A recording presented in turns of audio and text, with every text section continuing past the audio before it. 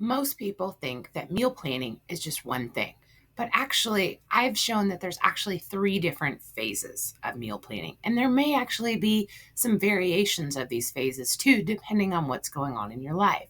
So, if you've been struggling, you might just be stuck in the wrong phase using the wrong strategies. So, let's break these down so you can start meal planning the right way and make sure that you're planning for the phase that you're in. Phase one is what I call low cost meal planning. This is really the starting block. So if you're just getting into meal planning, more than likely you're in this step. And basically, this is where we don't have a lot to work with at home. So we have to focus on low cost ingredients and learn to use them in multiple ways. We may start at this phase, especially when our focus is to reduce our current grocery spending. The great part about this step is that not only does it start our habit, but it has so much room to grow and to learn. And we can try lots of different strategies here. If you're familiar with the weekly meal plans, those are specifically for phase one. It's to show you how to use ingredients in multiple ways. It's always around low cost items and a lot of pantry stock ups, like shelf stable items. And it really just lays that groundwork to set the habit and to get really organized. Now, if you're not familiar with our weekly plans, we put out a new menu every week that is low cost, and you can actually head over to our website and you can go back. We have like 55, 56 different meal plans, and they all have a free printable PDF, and you can use them at any time. Now, once you get really good at phase one, then you start to kind of go into phase two.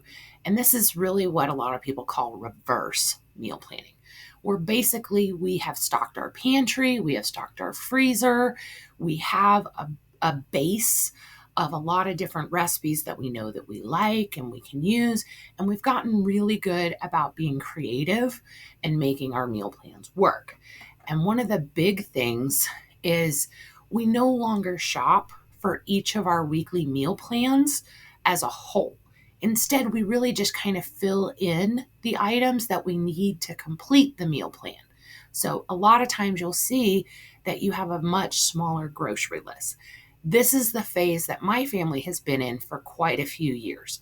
And it's funny, but now when I go to the grocery store, I usually just take a note card because that's all the groceries I'm going to need for the next week to 10 days, because I'm not trying to provide every single meal at the grocery store. I'm just picking a few items to fill in what I already have. And then a lot of times what we end up doing is we shop just deals, and then we stock up on items for the future.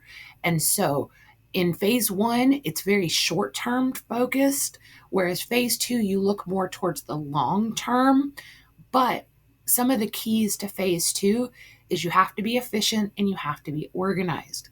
This is going to be the start of a series that's really going to focus on phase two.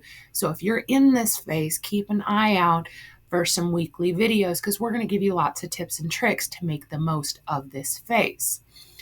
And then another thing is that this is where we really have to learn things like our prices. We have to really kind of get organized as far as what our family uses, what they like, and what we know that everybody will eat. Now, phase three is controlling your own food. I just want to let you know that this phase is not necessarily an end goal of meal planning. But I find that the longer you meal plan, the more involved you start to become with your food. Okay. Now, this can look very different for each family.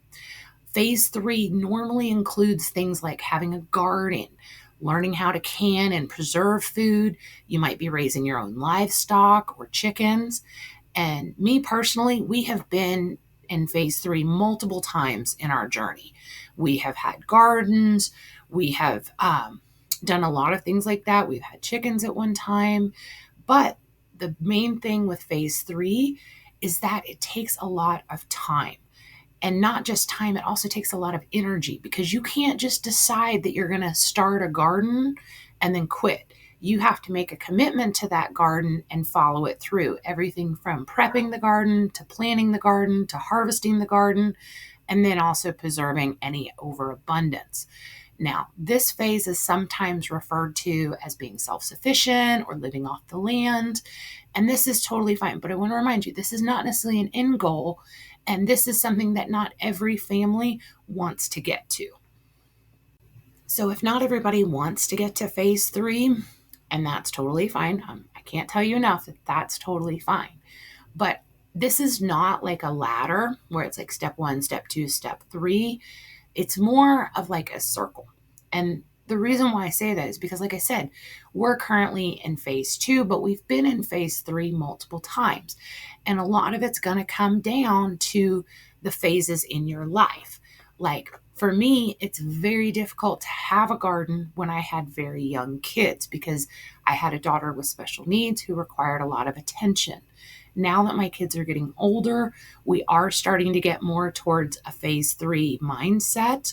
But if things come where we don't have the time or the energy, we'll just stick with phase two, and that's fine. And it's really kind of like seasons. I know a lot of older people tend to get more towards phase three. You know, they know the skills of canning and preserving, and they enjoy that, and that's awesome. So if you don't ever get to phase three, I don't want you to feel bad because it's not an end goal. Now, I know over on my Facebook page, we have a really good mix. We have a lot of people that are just starting out that are focusing on low cost ingredients. We have a lot of people that are in the reverse meal plan because they're very well stocked. And then we do have quite a few that are more self sufficient in phase three. So let me know down below, which phase are you in? You know, do you have a garden? Do you do any of those things? And if you enjoyed today's video, be sure to stick around because we're going to do lots more tips and tricks about meal planning. And like I mentioned before, we're going to really get into reverse meal planning because I see a lot of videos where people talk about, oh, I reverse meal plan, but they really don't go into all the different tips and tricks on how to do it well. So I will see you guys later. Have a wonderful day.